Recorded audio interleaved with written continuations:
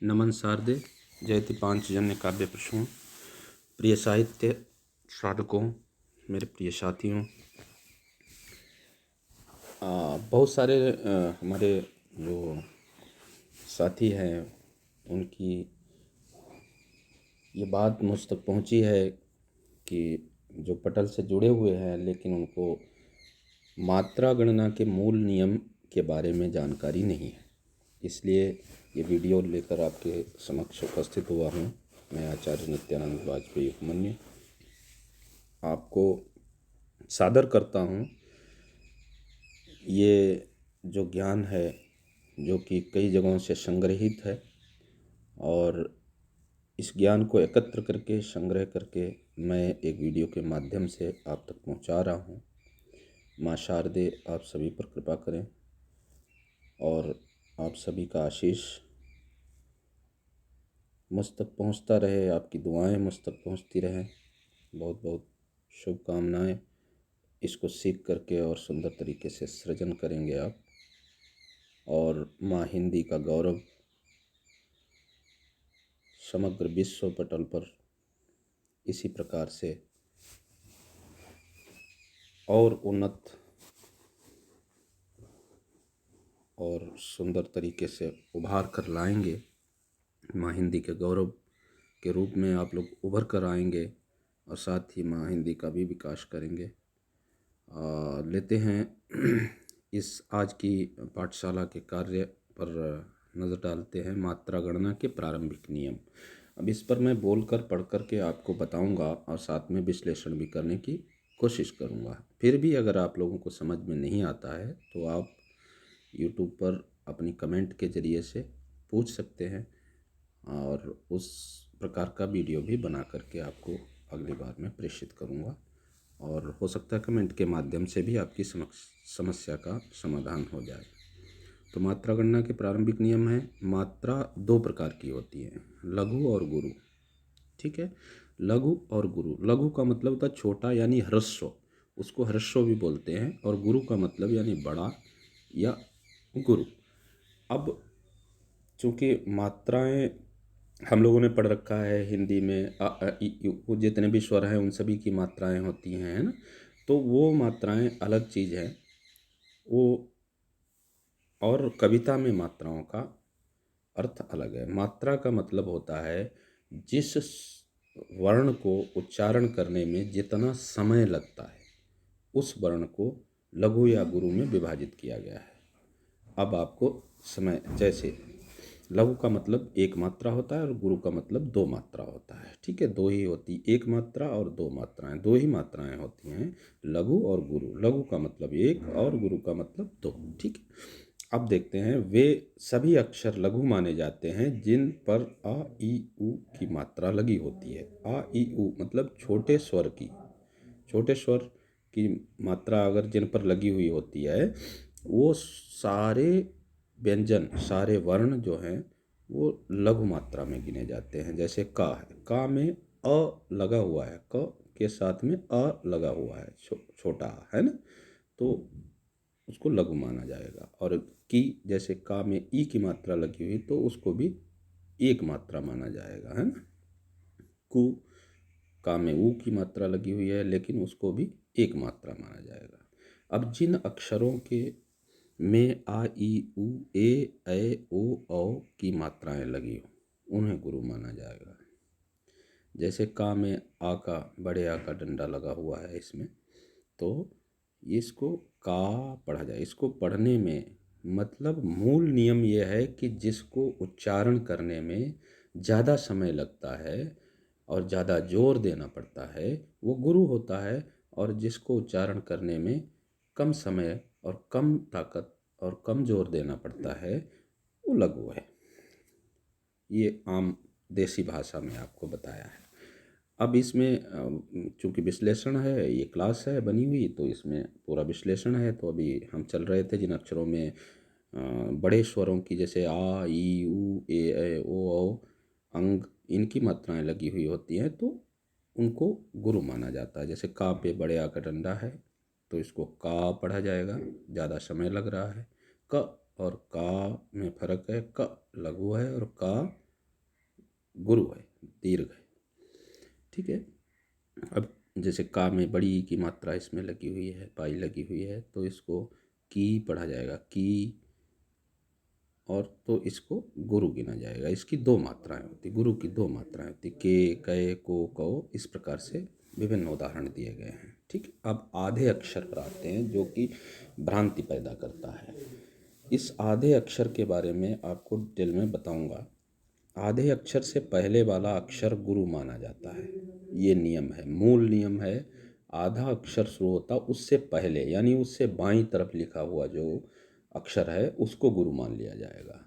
आधा अक्षर खत्म होकर के अपने बाईं तरफ वाले अक्षर को गुरु कर देगा।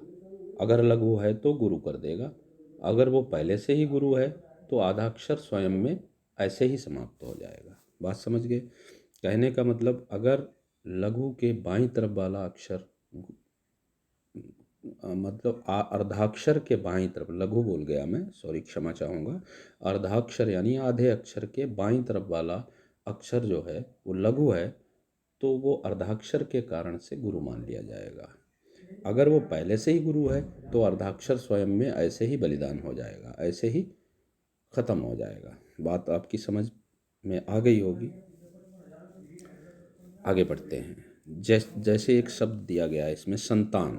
अब सा है और फिर आधा ना है, यानी अर्धाक्षर ना है इसमें, तो इसमें सा जो है वो लघु है, तो सा को दीर्घ मान लिया जाएगा, गुरु मान लिया जाएगा। इसका मात्रा भार होगा 2 to 1, संतान, संतान। अब सा और आधा ना का जोर जो है वो सा के ऊपर जाता है, संतान, संतान। तो संतान का उच्चारण करने में जो भार लगता है, जो वजन लगता है, उर्दू में वजन कहते हैं इसी को, वो 2 to 1 है। ठीक है। तो इस प्रकार से अर्धाक्षर जो है अपनी बाईं तरफ वाले अक्षर को दुगुण कर देता है, दो गुना कर देता है। अगर लघु है तो गुरु कर देगा, अगर गुरु है तो गुरु ही बना रहेगा वो, है ना। क्योंकि गुरु से बड़ी कोई मात्रा ही नहीं होती है, गुरु से बड़ा कोई भी वर्ण और मात्रा नहीं होती है। ठीक है। तो लघु होगा तो गुरु हो जाएगा, और गुरु पहले से ही है तो वो गुरु ही बना रहेगा।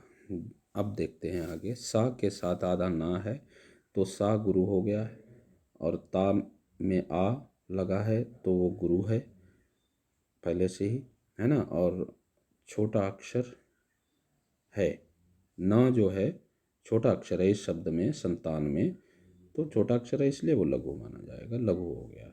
इस प्रकार संतान का मात्रा भार 2 to 1 हो गया। ठीक है। अभी आपकी समझ में अच्छे से आ गया होगा। अक्षर को ही वर्ण कहते हैं। कई वर्णों को मिलाकर शब्द बनता है, और कई शब्दों को मिलाकर पंक्ति, है ना, या मिसरा जिसको कहते हैं, है ना।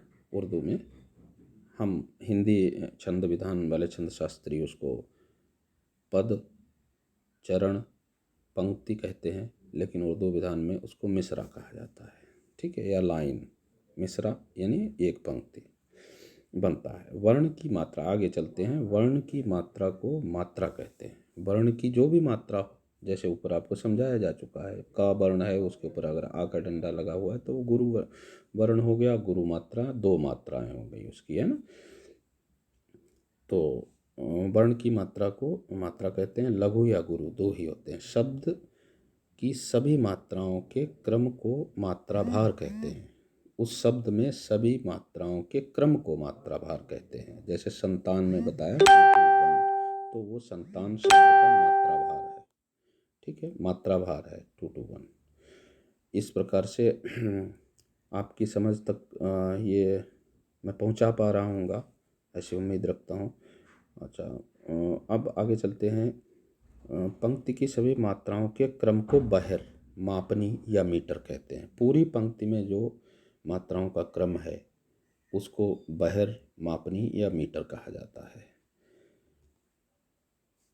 इस पर हम बाद में चर्चा करेंगे। कुछ निम्न नियमों को ध्यान में रखना चाहिए मात्रा भार निकालते समय, उस पर भी बात करते हैं। और बहर, मीटर, मापनी पर अगली क्लास में बात करेंगे, या वीडियो के अंत में बात करेंगे। हम लघु मात्रा लगा हुआ या बिना मात्रा का वर्ण लघु होता है हर, है ना।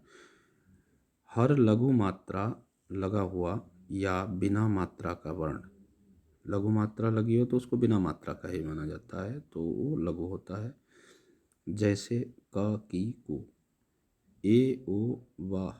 हर दीर्घ मात्रा ए, ओ, अंग, हा व हर दीर्घ मात्रा लगा हुआ वर्ण दीर्घ होता है, यानी गुरु, उसकी मात्रा भार 2 होती है। किसी लघु वर्ण के बाद आधा स्वर हो तो वह लघु वर्ण नहीं दीर्घ माना जाता है। किसी लघु वर्ण के या बिना मात्रा के वर्ण के बाद में अर्धाक्षर हो यानी आधा अक्षर हो तो वह वर्ण जो है दीर्घ माना जाता है, यानी गुरु माना जाता है। जैसे वर्ण में आधा रा जो है ण के ऊपर है, लेकिन वो अपने बाएं तरफ वाले अक्षर को 2 गुना कर दे रहा है, लघु को गुरु कर दे रहा है। इसका मात्रा भार व र ण का 1 है तो वर का 2 हो गया। इस प्रकार से वर्ण का मात्रा भार 2-1 है। संत का मात्रा भार भी 2-1 है। ये आपको विशेषता प्रकट हो चुका होगा। और वीडियो बहुत अधिक लंबा हो जाएगा, नहीं तो उर्दू विधान के भी कुछ नियम थे मात्रा निर्धारण के, उनको भी मैं आपके सामने पढ़ करके और आपको विश्लेषण करके बताना चाहता था।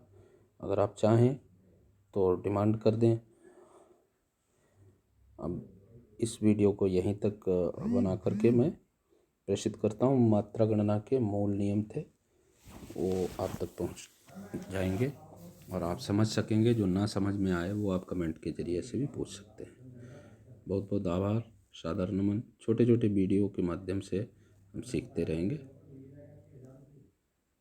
जयति पांचजन्य काव्य प्रसून, जयति मातृ।